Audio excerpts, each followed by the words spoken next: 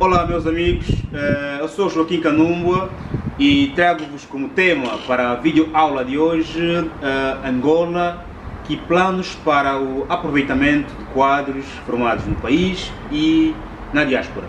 E para ajudar-nos a esclarecer este problema, tenho comigo o Albino Açúcar, ele que é político, mestrando em Ciências Políticas e concomitantemente professor universitário. Açúcar, muito obrigado por ter aceito o meu convite. Muito obrigado, Joaquim Kanumba, pelo convite feito, e também eu quero desejar agradecer a Deus por esta oportunidade e também dar uma saudação especial aos nossos telespectadores, e esperemos que no final da videoaula saiamos daqui com alguma ideia dos planos que Angola tem para o aproveitamento dos quadros formados no país, bem como na diáspora. Muito obrigado. Açúcar, Angola, que planos para o aproveitamento de quadros formados no país e na diáspora? Ok, esta pergunta é pertinente, é muito importante porque nos dá uma luz muito importante daquilo que Angola quer para os próximos anos.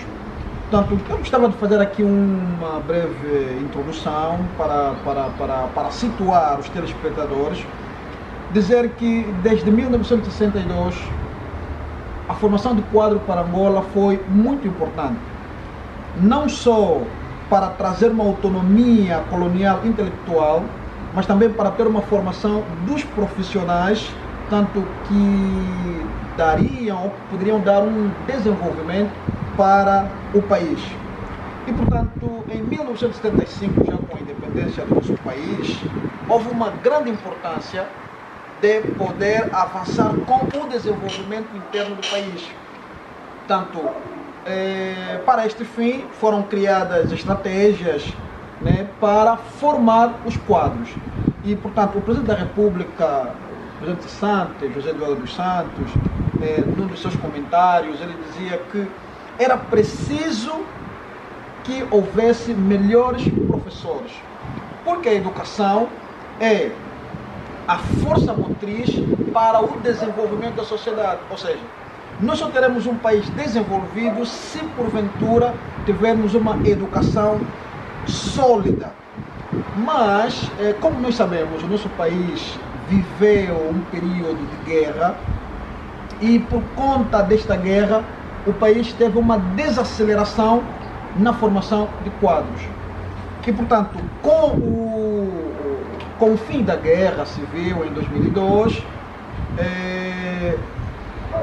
houve necessidade do Estado começar a fazer uma reestruturação do plano para a formação de quadro, tanto dentro do país, bem como fora do país.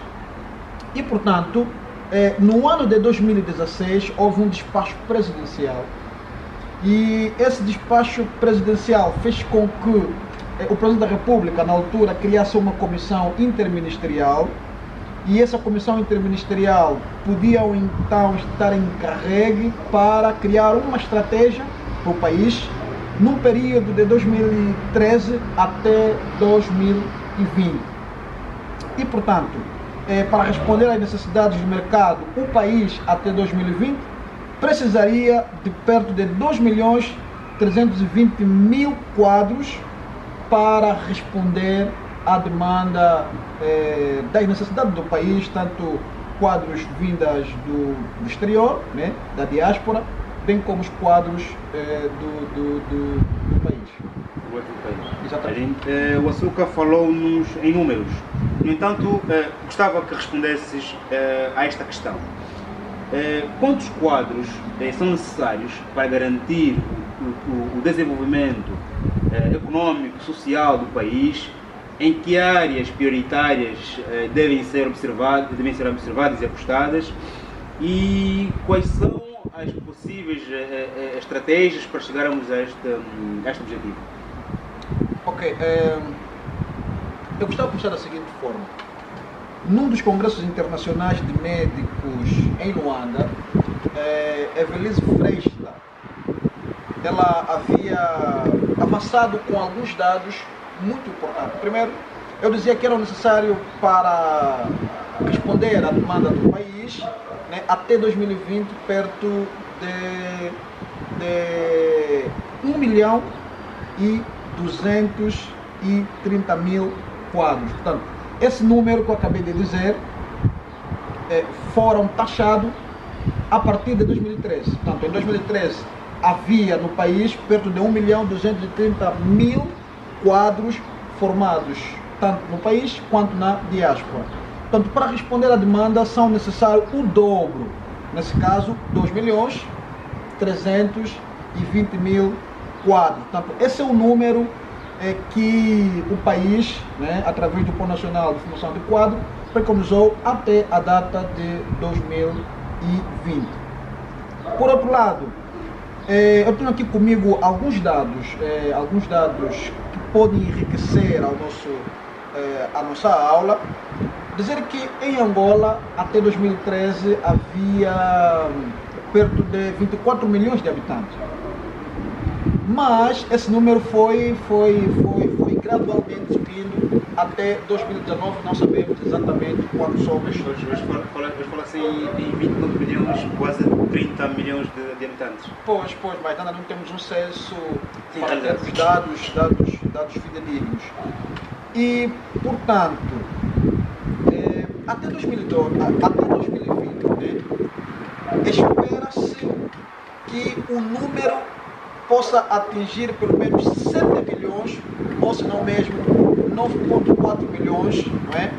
Sem contar com pelo menos aquelas pessoas que estão no ativo da agricultura familiar. Por outro lado, prevê-se também uma subida nessa mesma taxa, né? Ou seja, uma subida em 2013, que foi o marco deste plano. Então, espera-se uma subida gradualmente na medida em que o tempo for passando. Mas, como sabes, e quem não é um grande economista, né? Dizer que um grande economista passa publicidade. E, portanto, como nós sabemos, Angola entrou em crise em 2014. Porém, isso criou uma desaceleração na ordem de 2,78% na economia do país. E, portanto, apesar de ter havido essa desaceleração da economia, mas ainda assim, de acordo com as fontes fidedignas, né, não houve uma baixa no crescimento de quadros. Portanto, as áreas mais importantes, não digamos mais importantes, né, mas as áreas prioritárias têm que ver com a área de saúde, não é? A área de saúde, a área, por exemplo, de gestores, a área de professores. Portanto, são áreas principais pelas quais o governo está a preocupar-se para que haja um crescimento considerável. Então, só para ter aqui uma ideia, com o universo de pessoal, de dirigentes, gestores, quadros superiores, médios, em 2010, por exemplo, o país tinha perto de 1.230.000 ativos. E, portanto, essa taxa tinha que ser elevado, não é? Como já disse antes, né, numa ordem de 2.320.000 quadros, correspondendo perto de 33% do emprego total. Portanto, com esses dados estaríamos a nos aproximar à África do Sul, que detém perto de 45% do emprego total dos quadros, como a Botsuana, que está perto de 50%, e o Egito, que está perto de 60%. Por outro lado, de referir também que até 2020, que é a meta principal, né, perto de 109.000 quadros, sendo que 25.000 dirigentes, gestores, quadros superiores e 84.000 quadros médios, tanto concentrando-se na grande maioria no setor empresarial, que corresponde a 83,5%, e os restantes na administração pública com um total de 16,5%, tudo isso para poder responder à demanda que o país precisa. O Açúcar é professor universitário e penso que terá uma palavra para tentar esclarecer a mim e aos telespectadores. Angola, do ponto de vista de qualidade e quantidade de quadros formados em engenharias e tecnologias, que comentários faz? Bom, nós temos um grande déficit e esse déficit deve-se na questão da base. A base, na minha opinião, a base não está muito bem estruturada, porque hoje nós encontramos muitas dificuldades a partir do primeiro ciclo, o ensino primário, o ensino médio. Só para termos uma ideia, a reforma educativa trouxe bons projetos, não é? Mas está a ser mal emprego.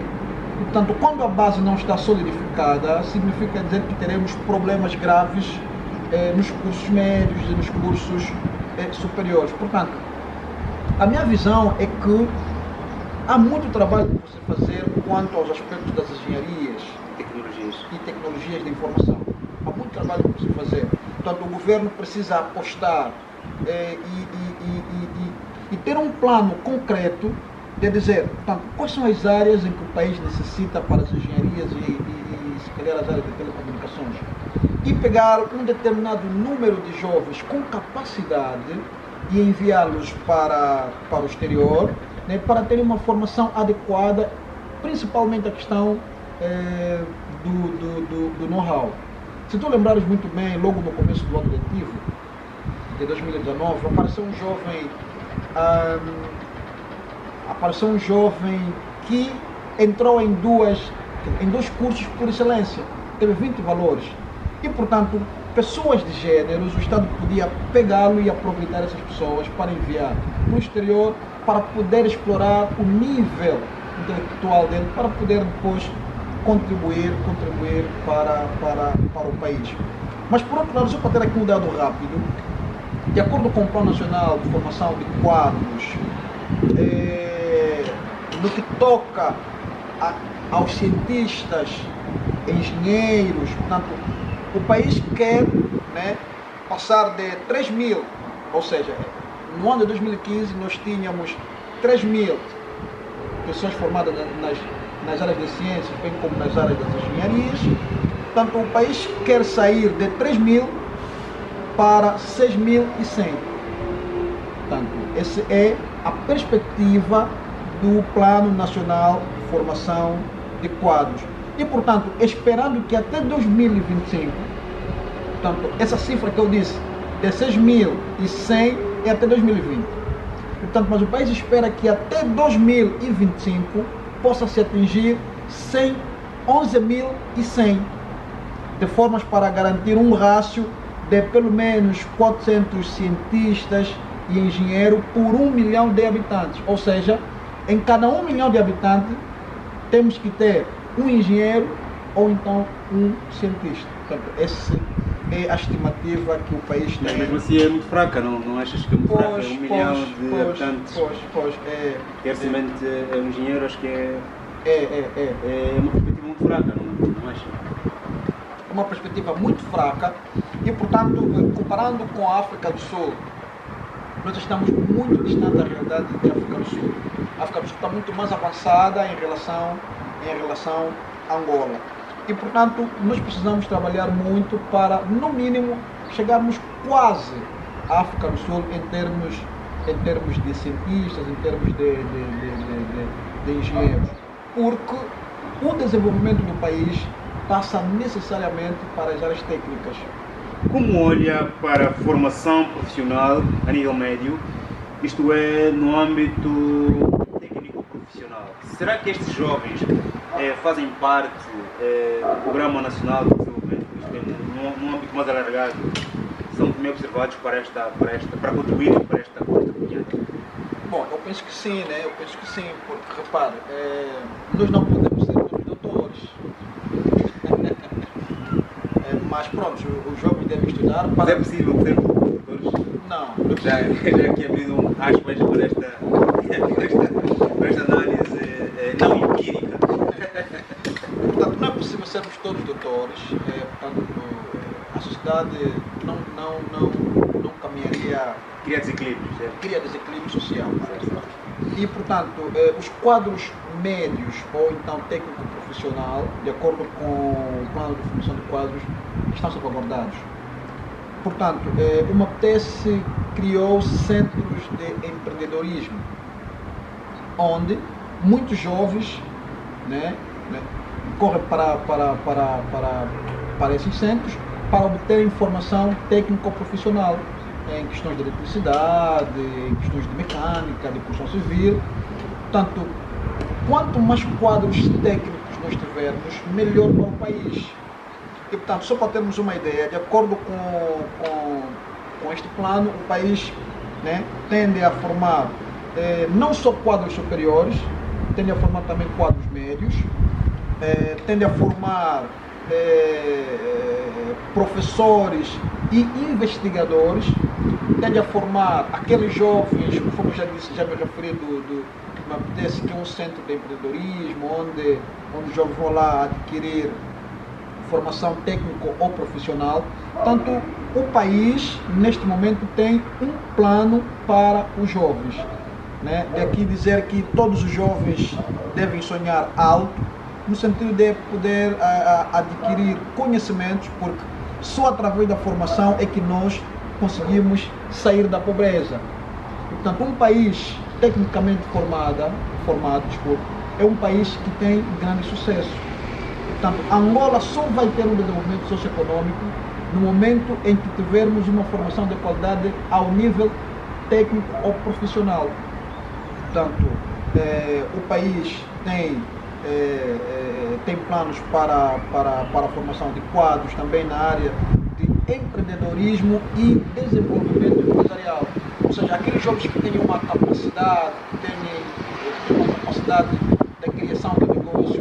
Repare, quanto mais empreendedores nós temos, quanto mais empreendedores nós tivermos, mais haverá diminuição da pobreza, porque se quem for um empreendedor, eu for um empreendedor e tantos outros formos empreendedores, muita gente virá a nós para pedir emprego e estaríamos assim a diminuir com a pobreza